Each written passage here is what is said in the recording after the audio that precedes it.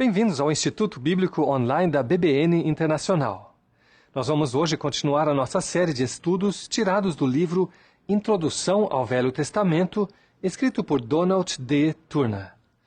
É muito bom ter você aqui conosco e eu espero que você possa tirar o melhor proveito possível da lição de hoje, debaixo das mais ricas bênçãos do nosso Senhor. O nosso tópico agora é o terceiro livro de Moisés, chamado de Levítico.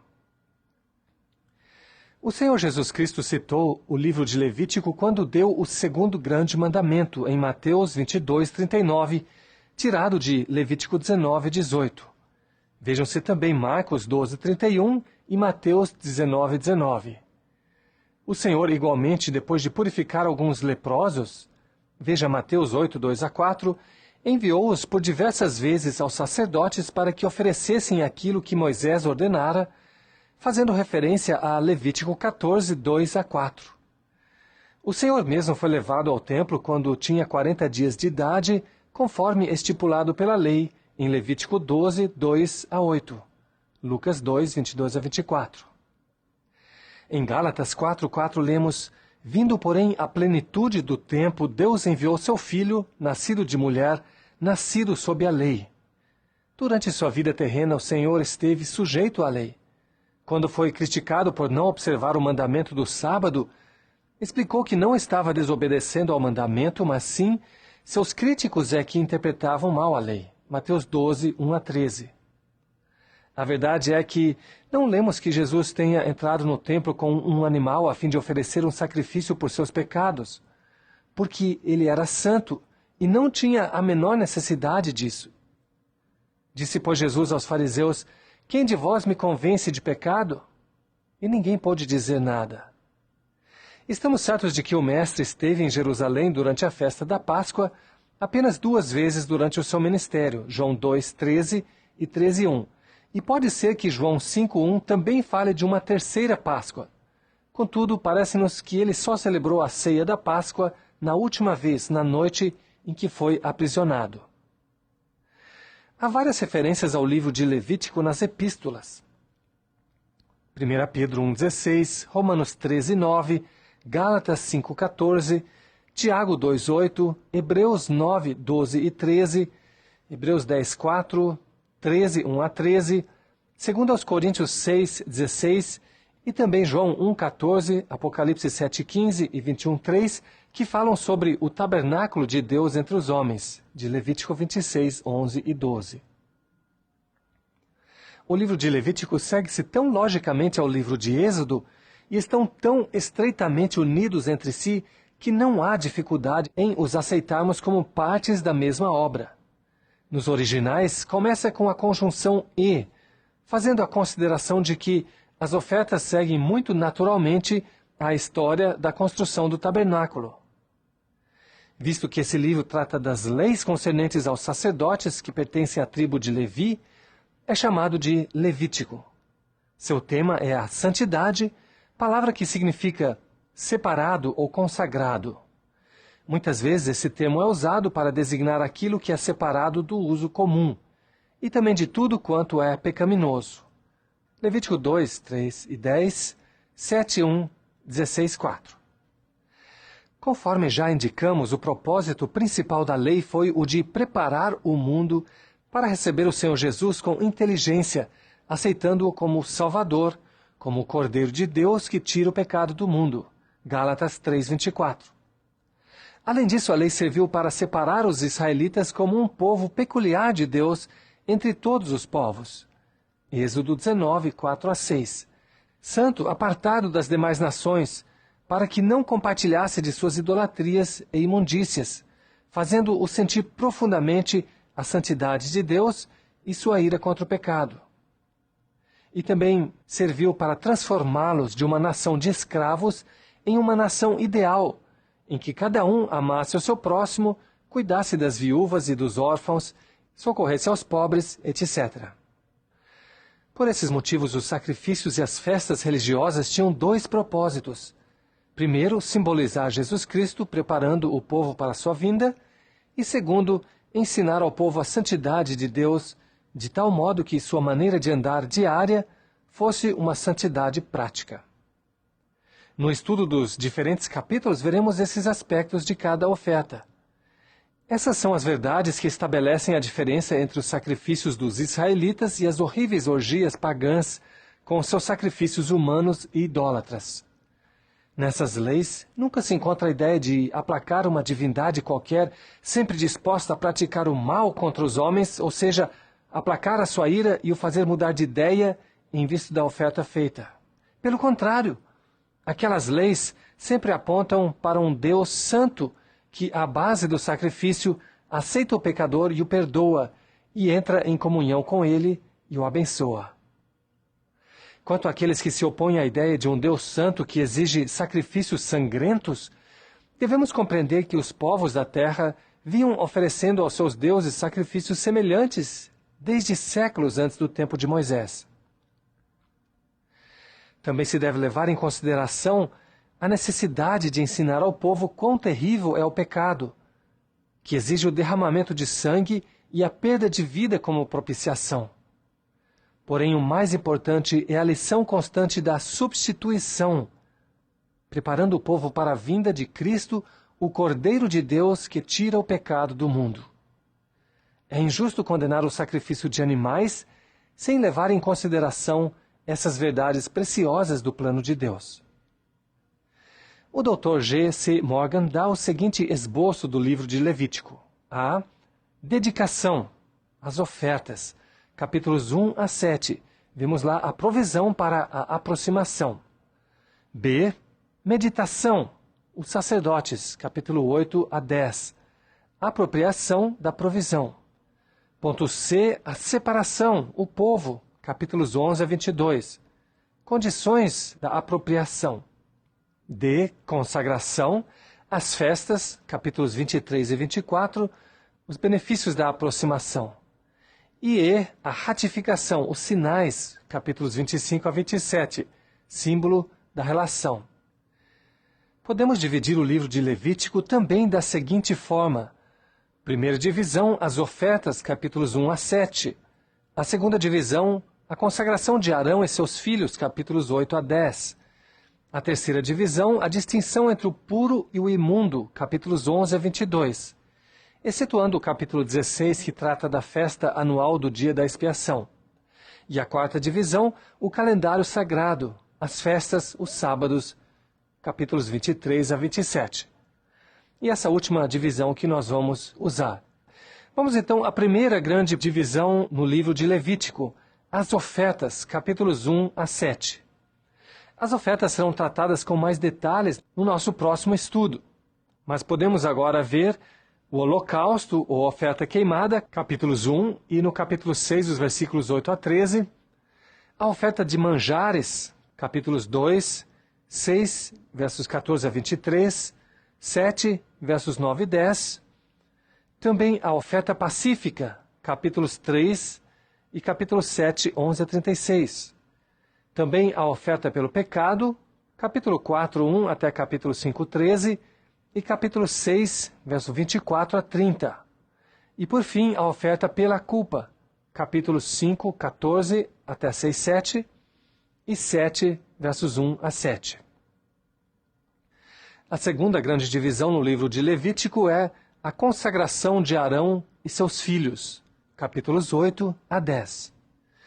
A consideração sobre os sacrifícios é seguida, muito naturalmente, pela consagração dos sacerdotes e pela enumeração de algumas regras referentes a eles. Primeiro vemos a consagração no capítulo 8. Deus ordena que toda a congregação se reúna para a cerimônia e o seu cumprimento. A consagração é a vontade de Deus. Moisés prepara os sacerdotes para a consagração, lava-os, verso 6, veste primeiramente Arão e o unge com o azeite sagrado, versos 7 a 12, e em seguida faz o mesmo com seus filhos, verso 13. Sacrifica então o novilho como oferta pelo pecado, versos 14 a 17, oferece o carneiro do holocausto, versos 18 a 21, e eu espero, querido estudante, que você esteja com a sua Bíblia aí ao seu lado, acompanhando o texto e também fazendo as suas anotações. Depois sacrifica o carneiro da consagração e põe o sangue sobre a orelha e sobre os polegares direitos da mão e do pé de Arão, versos 22 e 23, bem como sobre seus filhos, verso 24, em sinal da consagração de seus sentidos, seu serviço e sua maneira de andar. A própria consagração consistia em as mãos de Arão e de seus filhos se ocuparem plenamente do serviço de Deus. Nesse caso, apresentaram a oferta movida, versos 25 a 29. Depois são novamente ungidos com azeite, verso 30. Os sacerdotes comem a carne e o pão da consagração em lugar santo, versos 31 e 32. E por fim passam por 7 dias de separação, sendo feita expiação diária para completar a consagração, versos 33 a 36. Arão oferece então os seus primeiros sacrifícios, capítulo 9, e são aceitos por Deus por meio de um fogo divino que consumiu o holocausto sobre o altar. Depois vemos no capítulo 10 o pecado de Nadab e Abiú.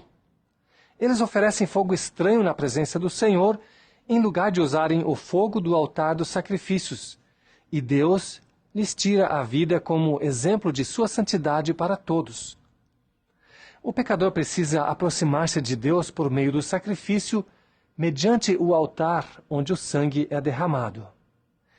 E assim chegamos à terceira grande divisão do livro de Levítico, a distinção entre o puro e o imundo, capítulos 11 a 22. Esta seção, com exceção do capítulo 16, que será tratado na próxima divisão, fala de várias leis sobre a saúde e a religião, conduzindo a um andar santo. Não só tinham o fim de resguardar o povo israelita das imundícias das nações que viviam ao seu redor, mas também tinham o propósito de ensinar-lhes ainda mais a respeito da santidade do Senhor. Também tinham o propósito de ajudá-los a viver de maneira mais pura, evitando os excessos carnais. Os animais, aves e insetos proibidos eram os de vida sem higiene, cujas carnes são indigestas e cuja abstenção os ajudaria a levar uma vida mais santa. Chegamos então à quarta grande divisão do livro de Levítico, o calendário sagrado, capítulos 23 a 27 e também o capítulo 16. As festas, capítulos 23 e 16. Temos várias. Primeiro, o sábado do descanso semanal, 23, 1 a 3. Segunda festa, a Páscoa, capítulo 23, versos 4 e 5. Celebrada no primeiro mês, no dia 14, era um tipo da redenção, comemorando a saída dos israelitas do Egito, Êxodos capítulos 12 a 14, e o Calvário, 1 Coríntios 5, 7. Essas festas são contadas segundo o calendário religioso do tabernáculo. Veja-se Êxodo 12, 1 e 2, para saber a razão do calendário religioso. A redenção inicia uma vida nova. A terceira festa era a dos pães asmos, 23, 5 a 8. Comiam-se pães asmos, isto é, sem fermento, por 7 dias, começando no dia 15 do primeiro mês. É um tipo para a vida santa dos redimidos, 1 Coríntios 5, 8. A quarta festa é a festa das primícias, 23, 9 a 14. No dia seguinte ao sábado da festa dos pães asmos, ofereciam-se as primeiras espigas de trigo que nessa estação começavam a amadurecer. Juntamente com as primícias do trigo oferecidas como oferta de manjares, que constava de legumes, também apresentavam a oferta do holocausto. Essa oferta simbolizava a ressurreição. 1 Coríntios 15, 22 e 23. O trigo era o primeiro grão dos campos a amadurecer. Depois dessa festa, os israelitas faziam a colheita do trigo e, ao terminarem as 7 semanas, até a festa de Pentecostes, já começavam a amadurecer a cevada, as frutas, como as maçãs, amêndoas, peras e uvas. Por isso é que as primícias eram apresentadas também na festa de Pentecostes. Ainda não se verificava nessa ocasião a colheita completa de todos os produtos da terra. Os israelitas eram obrigados pela lei a trazer o melhor dos primeiros frutos ao tabernáculo como oferta ao Senhor, antes que pudessem comer dos frutos do ano. Depois traziam o dízimo da colheita. A quinta festa é a festa de Pentecostes, 23, 15 a 22. 50 dias depois do primeiro dia da festa dos pães asmos, que também era o dia das primícias, e o dia depois do sábado da Páscoa, celebrava-se a festa de Pentecostes. O primeiro e o último dia dessas festas eram chamados sábados festivos, porque nesses dias era proibido o trabalho. Juntamente com suas ofertas de manjares na festa de Pentecostes, traziam-se 2 pães preparados com fermento para oferta movida, ofertas pelo pecado, sacrifícios pacíficos e holocausto. Essa festa simbolizava a vinda do Espírito Santo para tomar de entre todas as nações, tanto judeus como gentios, um povo para o nome do Senhor. Atos 2, 1 a 4 e 15, 14. Obra em que ele está ocupado até o dia de hoje. A sexta festa era a festa das trombetas, capítulo 23, versos 23 a 25. Essa festa era celebrada no primeiro dia do 7º mês, segundo o calendário sagrado, mas também era o dia do Ano Novo no calendário civil. Geralmente se considerava essa festa como tipo do reajuntamento de Israel em preparação para a segunda vinda do Senhor Jesus Cristo.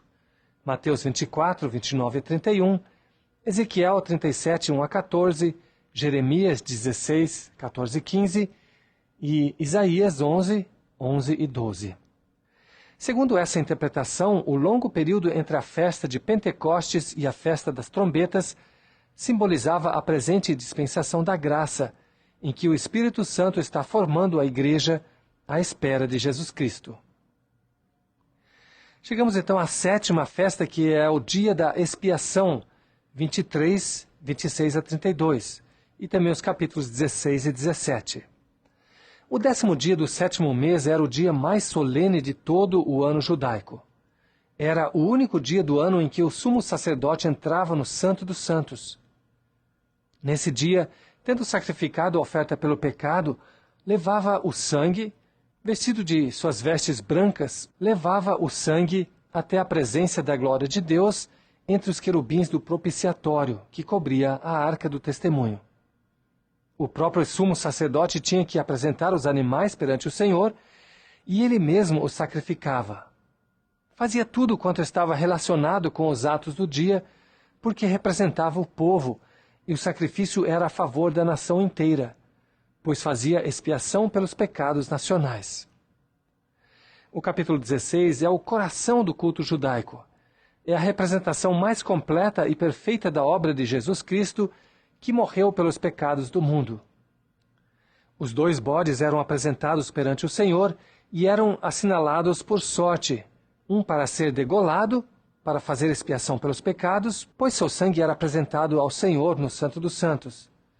E era somente depois que o sumo sacerdote saía do tabernáculo, o que servia de prova de que o sacrifício fora aceito, que era enviado ao deserto o outro bode, que fora deixado vivo, que assim tipifica a maneira pela qual o Senhor Jesus, por seu sangue, tira os nossos pecados para sempre.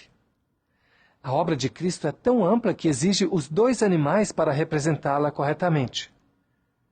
Tudo isso nos faz pensar sobre o que acontecerá quando Israel for recolhido novamente pelo Senhor. Como se arrependerão ao ver o Senhor a quem traspassaram. Zacarias 12, 10 a 13, 1. Temos então a última festa, a 8ª festa dos tabernáculos ou tendas, que se prolongava desde o dia 15 do 7º mês até se completarem 8 dias. Capítulo 23, versos 33 a 43. Essa era a festa de maior alegria, pois constava de 8 dias de regozijo depois do fim das colheitas, das vindimas e de todos os frutos. Fazia a recordação dos dias depois de terem saído do Egito, em que moravam em tendas. Zacarias 14, 16 a 21, Neemias 8, 14 a 18. Essa festa tipifica o descanso e a prosperidade de Israel por ocasião da segunda vinda do Messias para estabelecer seu reino milenar. Isaías 65, 18 a 25, Zacarias 2, 10 a 12 e etc. No calendário sagrado temos, além das festas, também o azeite para o candeeiro, capítulo 24, 1 a 4, e os pães da proposição, capítulo 24, 5 a 9. No capítulo 24, versos 10 a 23, temos um parêntese histórico para relatar a história de um indivíduo blasfêmio e seu castigo. Temos também no calendário sagrado a lei do sábado da terra, capítulo 25, 1 a 7, em que se estabelece que a terra deveria descansar por um ano, de 7 em 7 anos. E é a lei do ano jubileu, 25, 8 a 55. No ano do jubileu, todo escravo era posto em liberdade, as propriedades retornavam a seus antigos donos, a terra repousava, etc. Não há indício de que a nação jamais tenha observado essa lei, e foi isso um dos motivos de terem sido levados cativos para a Babilônia, segundo Crônicas 36, 21. No calendário sagrado temos também diversas exortações ao povo para cumprirem a lei, com promessas de bênçãos, caso obedecessem, ou de dispersão, caso desobedecessem, capítulos 26 e 27. Em resumo, nós vimos hoje os sacrifícios, capítulos 1 a 7, a consagração de Arão e seus filhos, capítulos 8 a 10. Redimidos, purificados e ungidos, passaram a ocupar-se inteiramente de Deus e do seu ministério. Isso é, consagração. Vimos também a distinção entre o puro e o imundo, capítulos 11 a 22. Eram regulamentos que tinham em vista apartar o povo das imundícias das nações idólatras que viviam ao redor e fazer-lhes apreciar a santidade de seu Deus. Vimos também o calendário sagrado, capítulos 23 a 27. As festas sagradas forneciam uma visão profética geral da história futura do povo de Deus e também relembravam as experiências do passado. Deus exortava o povo a ser obediente para receber a sua bênção. Nós vamos prosseguir o nosso estudo com um próximo tópico, as ofertas levíticas, capítulo 1 a 7 de Levítico. O Senhor Jesus Cristo é o cumprimento ou a realidade, antítipo, do qual os sacrifícios são os tipos. Ele é o nosso pontífice perfeito, Hebreus 7, 24 a 28, do qual Arão era um tipo ou símbolo. O Senhor, como nosso sumo sacerdote, tem feito para nós tudo o que Arão fez para os judeus, e o tem feito em forma permanente, sem necessidade de repeti-lo. Hebreus 8, 1 a 6. Ele conseguiu o perdão dos nossos pecados, tirando a culpa. Ele é a nossa paz, e nele somos aceitos diante de Deus na consagração ou dedicação de nosso ser a Deus. Atos 13, 39, Gálatas 3, 13, Romanos 5, 1, Efésios 2, 14, Romanos 12, 1, Efésios 1, 6. Nós vamos estudar primeiro as ofertas da lei mosaica na ordem em que se encontram nos primeiros 7 capítulos de Levítico. Essa ordem é em relação ao sacrifício de Jesus Cristo, ou seja, do ponto de vista de Deus. Depois serão tratadas do ponto de vista do homem que as oferece, ou seja, segundo sua relação ao pecador. A primeira oferta, o holocausto, ou oferta queimada, capítulo 1. Veja também capítulo 6, versos 8 a 13, e capítulo 7, verso 8, Salmo 40, verso 5, Hebreus 10, 4 a 10 e Efésios 5, 2. Deus põe este como primeiro, ainda que é o último sacrifício que o pecador oferece, já que é a pintura mais preciosa de Jesus Cristo. É oferecido depois da oferta pela culpa, a oferta pelo pecado, o sacrifício pacífico e a oferta de manjares, de modo que o pecador já está perdoado e restaurado à comunhão com Deus, mas oferece o holocausto em adoração. Já não pensa tanto em si mesmo, mas em Deus, a quem adora e se dedica. Todo animal era queimado sobre o altar, menos a pele que era dada ao sacerdote para seu uso. O que antes cobria a oferta queimada, agora cobre o sacerdote. Esse é o aspecto mais profundo da cruz de Cristo. A perfeita obediência do Senhor, entregando-se à morte em cumprimento da vontade de Deus, não somente fala da nossa salvação, mas da justiça e santidade de Deus, que agora fica satisfeito, porque toda a demanda da lei é cumprida e Deus é glorificado. Ninguém podia comer desse sacrifício, porque nenhum homem pode participar desse aspecto do sacrifício de Cristo. nem entrar completamente em seu significado. A Cristo seja toda a glória, porque ele sofreu só quando redimiu o homem das consequências de seu pecado. Assim, o animal sem mancha, oferecido voluntariamente, fala da aceitação do pecador diante de Deus por meio do perfeito sacrifício, Jesus Cristo. No versículo 11, vê-se que se sacrificava o animal ao lado norte do altar. Do norte vinham os juízos de Deus sobre o povo, Jeremias 1,14, Ezequiel 1,4 e 9,2. De modo que o sacrifício simbolizava o Senhor Jesus Cristo, sobre quem caiu o castigo de nossos pecados, o divino substituto que sofreu em nosso lugar. Ao terminar o sacrifício, o sacerdote vestia-se em seus vestidos mais santos, os de linho branco, e recolhia as cinzas, pondo-as ao lado do altar. Depois mudava os seus vestidos e levava as cinzas fora do acampamento em um lugar limpo. Cinzas. Lembra, está consumado. Uma obra terminada, mas uma obra santa. Ainda as cinzas são postas em lugar limpo porque o sacrifício de Cristo era santo, ordenado por Deus e eficaz para sempre. Um só sacrifício que não há de ser repetido. O holocausto, então, é a adoração de um homem a Deus, a quem ele conhece como tão santo que demanda o sacrifício da vida para pagar pelo pecado, mas tão cheio de amor e de graça que tem provido tal sacrifício como um meio para o homem acercar-se a seu Criador.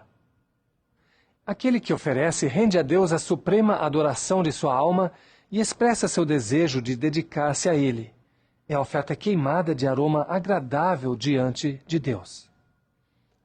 A segunda oferta é a oferta de manjares, capítulo 2. Veja também Levítico 6, 14 a 23, Levítico 7, 9 a 10 e João 6, 33.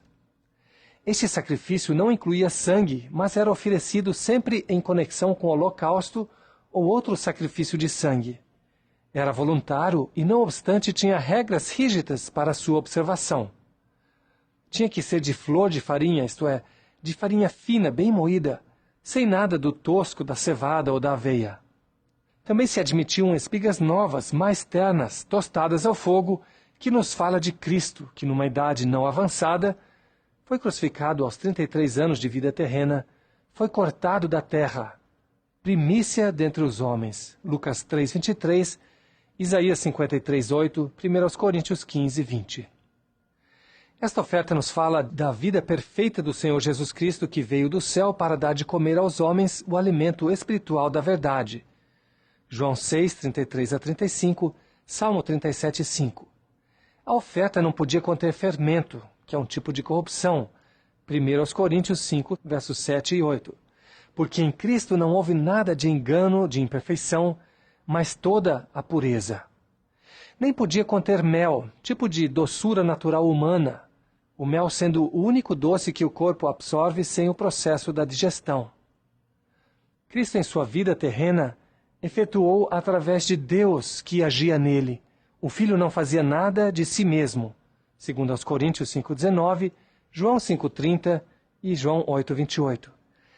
Mas toda a oferta de manjares continha azeite, que é um tipo do Espírito Santo, Zacarias 4, 2 a 6, Êxodo 30, 31. E incenso, porque Jesus Cristo, nascido sem pecado da Virgem por obra e graça do Espírito Santo, foi também ungido pelo Espírito. Era de sumo agrado ao Pai por sua obediência até a morte, simbolizada pela farinha fina misturada com azeite e o perfume de aroma agradável em cima de tudo. Atos 10, 38. Também todo sacrifício requeria sal, o oposto do fermento. É o sal da aliança de teu Deus, Levítico 2, 13, Números 18, 19, 2 Crônicas 13, 5. E tem sido chamado de o princípio conservativo da justiça ativa, talvez conforme Marcos 9, 49 e 50. Uma parte da oferta de manjares era queimada sobre o altar e o demais era comido pelos sacerdotes em lugar santo, sem usar fermento com a farinha. É chamada coisa santíssima, Levítico 6, 17. Assim, o crente, o sacerdote do Novo Testamento, hoje está em Terra Santa e se alimenta de Cristo. 1 Pedro 2,9, Hebreus 13, 15 a 16, Colossenses 3, 1 a 4. A terceira oferta, a oferta de paz ou sacrifício pacífico, no capítulo 3 de Levítico. Veja também Levítico 7, 11 a 36, Colossenses 1, 19 e 20, Efésios 2, 13 e 14. Nesse sacrifício vemos a Jesus Cristo que, por seu sacrifício na cruz, fez a paz entre o homem e Deus. Cristo abriu o caminho para Deus poder ter comunhão com o homem. Aqui não se fala de nenhum pecado particular, mas o homem trazia a sua oferta ao tabernáculo, punha sua mão sobre a cabeça do animal, assim identificando-se com ele e fazendo seu substituto, depois degolava o animal. O sacerdote tomava o sangue e o espargia ao redor do altar. Aqui há o reconhecimento de que o homem é pecador e necessita de uma propiciação de sangue para poder aproximar-se de Deus. Então o sacerdote queimava sobre o altar a gordura, os rins e o fígado, as partes vitais, algo que não se podia conseguir sem matar a vítima, e eram consumidas completamente pelo fogo. O peito do animal, falando do amor de Cristo, era para todos os filhos de Arão. A perna direita, falando da força do Senhor, era para o mesmo sacerdote que oficiava o sacrifício. E o restante era para aquele que oferecia o sacrifício pacífico. Em 7,14 vemos que era apresentado junto com pães para fazer uma comida completa. O homem e sua família ou seus amigos podiam comer da carne e os pães, desde que tivessem cuidado de estarem limpos segundo a lei. Assim, graças à obra redentora e reconciliadora de Cristo no Calvário, todos podemos comer juntos em comunhão cristã, participando da provisão de Deus em Jesus Cristo. Nossa paz para com Deus se deve inteiramente ao Senhor Jesus. Vamos então à quarta oferta no livro de Levítico, a oferta pelo pecado, capítulos 4, 1 a 5, 13. Veja também Levítico 6, 24 a 30, Isaías 53, 10 e 2 aos Coríntios 5, 21. Para poder distinguir bem entre esta e a próxima oferta, veja Levítico 14, 10 a 12 e o versículo 19. Nesses dois sacrifícios que faltam, o do pecado e o da culpa, vemos uma conexão muito estreita entre o pecado particular cometido por aquele que oferece e o seu sacrifício. Ainda é Cristo quem é simbolizado pelo sacrifício para o pecado. Deus os chama pecados de ignorância, Atos 3,17. Mas também esses necessitam de propiciação, porque sem derramamento de sangue não se faz remissão. Hebreus 9, 22, Atos 4, 12. Vemos uma diferença quanto ao que era aceitável segundo os recursos de cada pessoa, mas todo o pecado pedia um sacrifício. O sacerdote ou o príncipe, levando mais responsabilidade por ser um exemplo e líder entre o povo, tinha que trazer um sacrifício mais custoso, mas o mais pobre estava sob a obrigação de oferecer algo. Todo o sacrifício oferecido representa a Cristo, que é suficiente em seu sacrifício perfeito para limpar o pecador da contaminação do pecado diante de Deus. Romanos 6, 23. Toda prenda tinha que ser sem mancha, assim como Cristo era sem imperfeição. 1 Pedro 1, 18 e 19. No caso de extrema pobreza, era permitido, como oferta pelo pecado, um pouco de flor de farinha, sem azeite nem incenso, por não ser de aroma agradável a Deus, pois é oferta pelo pecado, falando do corpo de Cristo imolado por nós. Todo o resto do animal era levado para fora do campo, ao lugar limpo onde jogavam as cinzas, e ali era queimado. Em Hebreus 13, 11 a 13, lemos: porque os corpos dos animais, cujo sangue é pelo pecado, trazido pelo sumo sacerdote para o santuário, são queimados fora do arraial. E por isso também Jesus, para santificar o povo pelo seu próprio sangue, padeceu fora da porta. Saíamos, pois, a ele fora do arraial, levando o seu vitupério. De modo que a oferta pelo pecado era para limpar o pecador de seu pecado, tornando-o apto para aproximar-se de Deus com a sua oferta de paz ou sacrifício pacífico. Chegamos então à nossa quinta oferta, a oferta pela culpa, capítulo 5, 14 a 6, 7. Veja também Levítico 7, 1 a 7 e Salmo 51. É dito que esta oferta apresenta a obra primária da cruz, querendo dizer que é o aspecto da obra redentora de Cristo mais familiar, a de perdoar a culpa do pecado, de pagar a dívida do pecador diante de Deus.